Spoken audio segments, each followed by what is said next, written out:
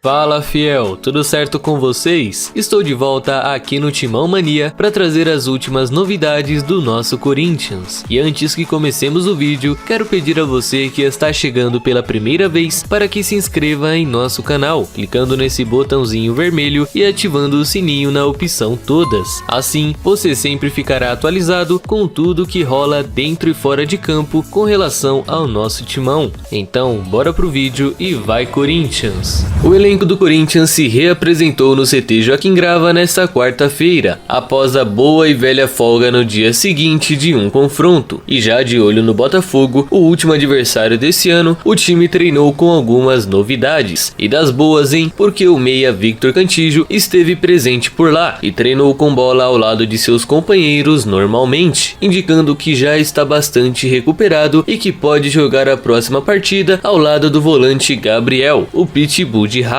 E bem, pode até ser que esteja muito cedo para cotar uma provável escalação, já que o próximo jogo é no dia 27 de dezembro. No entanto, eu acho que a base do time deve continuar sendo a mesma, colocando apenas o Gemerson no lugar do Bruno Mendes por conta da suspensão do jogador na última partida. E dessa vez, é bem provável que a escalação seja essa, com Cássio no gol, Fagner, Gemerson, Gil e Fábio Santos, Gabriel, Cantillo e Luan, Casares, Otero e na frente o atacante Mauro Bozelli. São muitas mudanças, né, fiel? Mas conhecendo o Mancini do jeito que eu já o conheço em pouco tempo, essa provável escalação não deve fugir muito da verdadeira não. Porque primeiro, o Luan e o Casares já iam jogar junto na última partida, mas acabou tendo alguns imprevistos e não rolou. E o segundo é o Bozelli como titular, que vocês podem até não estar entendendo, mas pra mim faria muito sentido deixar ele jogar a última partida antes de encerrar o seu contrato, e para quem não sabe, será no dia 31 de dezembro. E bem, por último é simples, o Mancini vem fazendo um time diferente a cada rodada, na intenção de surpreender o adversário e de não jogar do mesmo jeito que da última partida. Entenderam a sacada? Então é isso. O que vocês acharam dessa escalação? Dá pro gasto contra o Fogão? Comentem aí.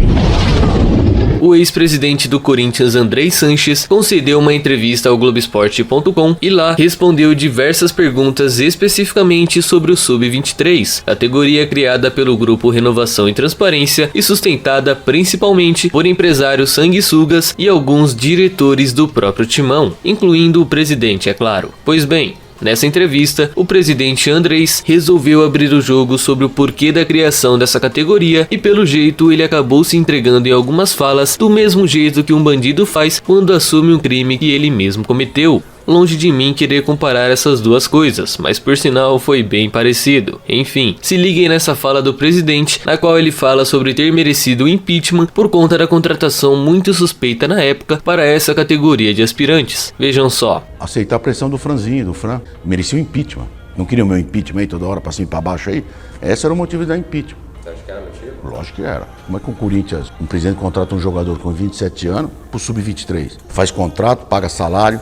Tinha que ter impeachment, mas eu já achava que o impeachment era o déficit do balanço. Pois é, hein? E continuando nesse jogador, ele ainda disse o seguinte: ele sempre esteve na base do Corinthians, mas no começo era só pra treinar. Depois o pai pressionou pra ter contrato, depois pra ter salário e depois pra ser titular. Aí passou dos limites. Eu sabia que isso ia gerar críticas pra mim, mas eu assumo, cedi a pressão totalmente e acabei fazendo algo que eu não queria, contou o presidente. Pois é, hein, fiel? Eu acho que nem preciso falar muita coisa, porque as próprias palavras dele já falam por si só. E bem, por fim, ele ainda fala sobre o porquê de ter criado essa categoria em sua gestão, mas basicamente ele diz que foi para não perder mais jogadores que estouraram o limite de idade, como por exemplo o Everton Ribeiro, o Everton e até o Antônio Carlos. Mas aí que está o problema, né? Depois que essa categoria virou um marco negativo em sua gestão, ele ainda contou que muitos jogadores que também passaram a idade preferiam ir para um Oeste ou uma Ponte Preta da vida do que ser promovido para essa categoria, de tão queimada que ela já tá. Enfim, né, fiel? Acho que já deu pra entender bastante coisa dessa categoria tão enigmática até hoje. Pois é, né? Só BO.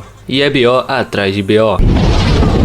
E para vocês verem o quanto essa categoria é perdida e sem sentido, eu ainda venho com um levantamento feito pelo jornalista Rodrigo Vessoni, na qual ele fala sobre a contratação do atacante Diogo Vitor para o Sub-23, só que desde então ele não chegou a entrar em campo nenhuma vez, somando mais de 50 dias desde que foi contratado. Se liguem só, ele começou a treinar por aqui em meados de 7 de outubro na intenção de ganhar ritmo e perder um pouquinho de peso. Daí no dia 29 assinou um contrato oficial até fevereiro de 2021 e por fim teve o seu contrato registrado no BID no dia 6 de novembro, ou seja, a partir dali ele já poderia entrar em campo normalmente. Só que por algum motivo, depois desse dia o time do Sub-23 entrou em campo 9 vezes e em nenhuma delas o atacante esteve presente. Lembrando que o contrato dele vai até fevereiro e ele faz 24 anos no dia 11 desse mesmo mês. Curioso, não? E ainda vale lembrar também que daqui até o fim do contrato dele não vai ter mais jogos nessa categoria e portanto ou ele sobe para o profissional e renova o seu contrato só assim para continuar jogando, ou ele vai embora e finge que nada aconteceu por aqui. Simplesmente é a história mais nada a ver que eu já vi e novamente envolvendo o Sub-23. Pois é, hein, Andrés? Se pelo menos alguém pudesse explicar alguma coisa pra torcida e falasse o porquê de cada contratação para essa categoria, talvez o ódio por cada um deles fosse menor. Mas tudo bem, vocês vão sair renovando bastante e deixando tudo bem transparente. Parabéns, viu?